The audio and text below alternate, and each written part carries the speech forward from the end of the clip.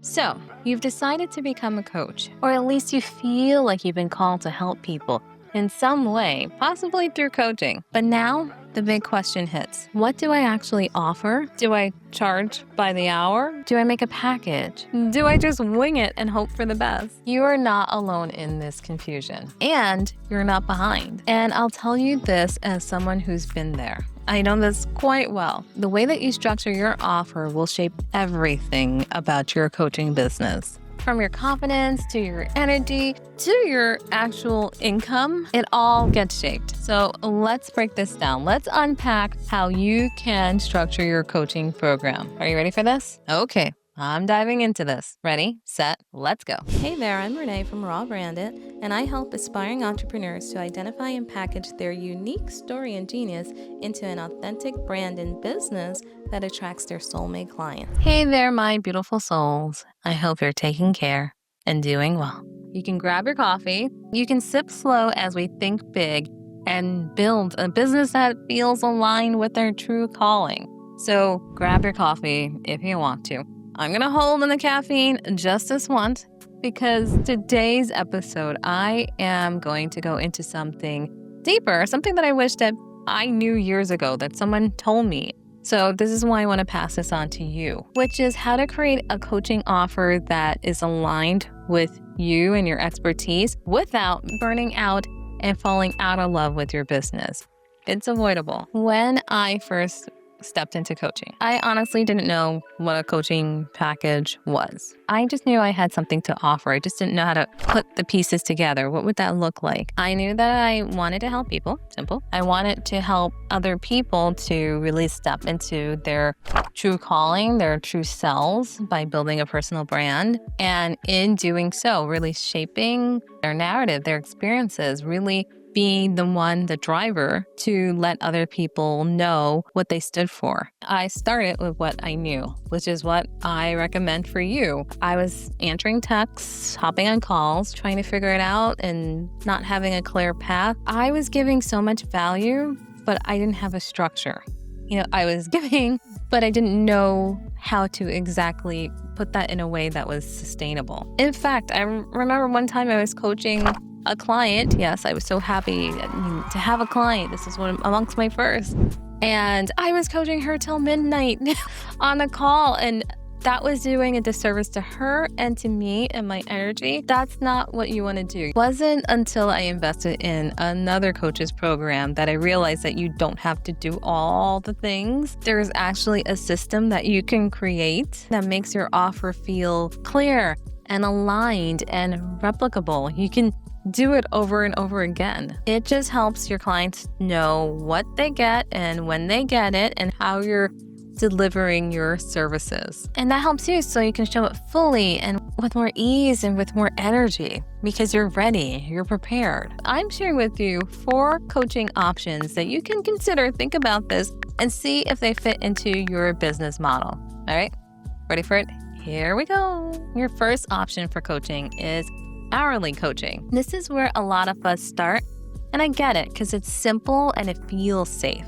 You're probably like, let me charge $100 for 1 hour of advice and call it a day. It's low commitment for the client. It's just quick exchange for the time being. The only con here is that you are still trading time for money, and every session is like a reset. You have to start all over again. It's harder to track the progress, right? It's just a one-off. When does it work? If you're offering like a pick my brain session, a quick strategy session with a tight scope that's clearly communicated. This is not the get everything under the sun in 1 hour, which is impossible to do and an impossible promise. It's just like, I am giving you this quick win and it's going to take 1 hour to move the needle forward. That's where something like this comes into play. Now, the next step up is pretty close, but it goes even deeper. This is your single session intensive, meaning it's a step up from the hourly offering, but instead it's more of like a deep dive. Think about it as like one transformation, one topic for, let's say it's 1 hour. So there's more structure involved. These intensives are a great way to build trust, and they deliver major value. And the good thing is they often lead to repeat clients. How so? Well, because it allows you to refine your process because, again, you're focused on one transportation during that one session of time, and your clients are able to see that one result. When you frame it as a structured win, clients get a taste of what it's like to work with you. And if they do love working with you, they'll come back around. The third opportunity for you to do coaching is by having a coaching package, also known as the Glow Up Path. Now, this is where the magic really starts to build. Coaching packages are multi-session offers with structure, meaning they create space for transformation because this is happening over time. You have multiple sessions, so you're able to take your clients on a journey towards solving their problem. And as a coach, you get to build in an experience, your own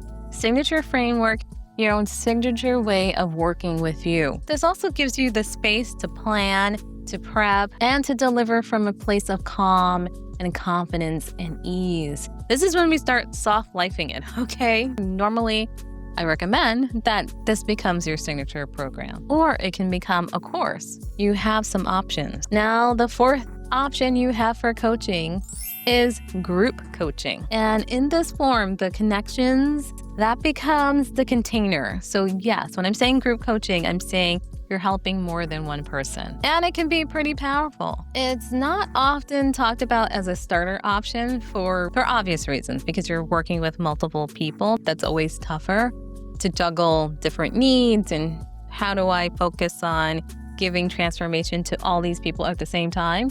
At the same time, you're helping with individual outcomes. You're also juggling the community factor because you do want it to be a community fostered experience. So there's more involved in a group coaching program. With a group, particularly a small group, it becomes a shared experience. And you have to think about multiple factors like how are you providing one-on-one support, group support even?